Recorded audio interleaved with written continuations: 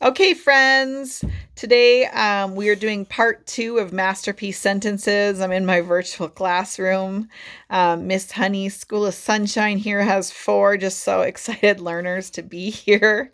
We're reviewing how to create a masterpiece sentence. Oops, sorry, I'm not the best filmer. We started here with the dog was running. We had our subject noun and we had our predicate or our verb. We had a complete sentence that was boring as oatmeal and we expanded it. So now, kids, can you guys please tell our YouTube audience, some of our students out there, like maybe Hazel and Creed, Harmon, Emmy, Brayson, Rowan, whoever is watching out there in the digital land during the Corona crisis, how can we stretch our sentences to make masterpieces? Who wants to start? Presley? It makes it more detailed. So you add more details. Okay, Jack, what were you going to say? More words, because if there's more details, that means that there's going to be more words. Okay, so you're going to kind of extend your sentence to make it a little longer. Okay, Lil? To stretch it out to make it more specific and interesting. Okay, perfect. So sometimes teachers call these stretch a sentence. Sometimes we call them masterpiece sentences, but really it is trying to expand students' writing. Now, when you have a group like this, one student might finish one sentence and one student might finish 5 sentences in the same time frame. So this is a time that if you do have older and younger kids working together, you can kind of get other kids challenged to write longer sentences and more of them. And then if you have some students who work a little bit more slowly, you can also give them a word bank. And up here in my poster, that's something next that my virtual classroom is going to be doing. We are going to be brainstorming lists of nouns that could be subjects and sentences, adjectives and verbs. It's really nice if you have a word bank for those students who maybe need a little bit more TLC. If they have a word bank to choose from, it helps them expand their sentences more easily. So now, who wants to start? You're going to start with your boring oatmeal sentence, and then you're going to go through your different revisions. I think, Lillian, you have a really great example. I'm going to have you start.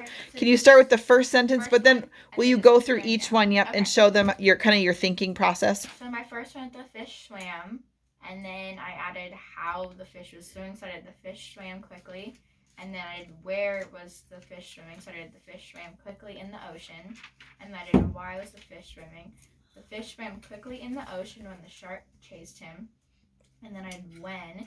The goldfish swam quickly in the Atlantic Ocean when the starving shark chased it yesterday.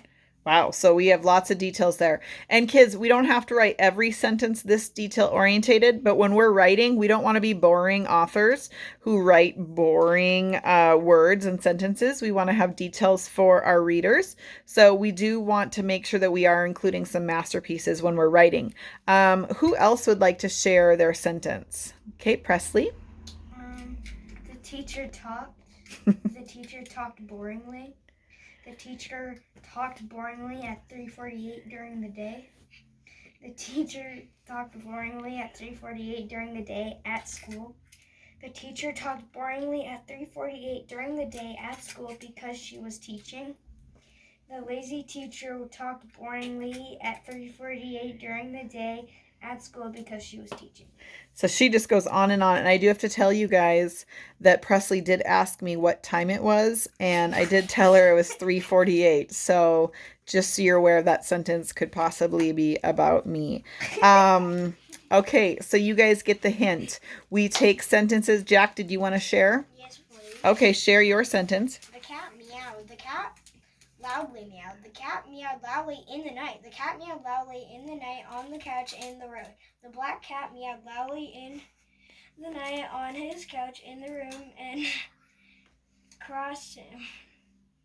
Because when you cross a black cat, that means you have bad luck. Okay, and I did have to clarify that I was asking Jack why there was a couch in the road, and what Jack was thinking is somebody who like threw out a stinky old couch on the curb, and then Jack was picturing like a creepy old cat on the stinky old couch. So this is something that when you're done with writing, you can have your students illustrate them too as well. You don't have to extend the sentences quite this long and silly. You can kind of stop somewhere in the middle. But this is just an example how some real life students expanded their sentences. And hopefully this will give you some ideas to do some writing at home. Okay, can you guys all say goodbye? Bye.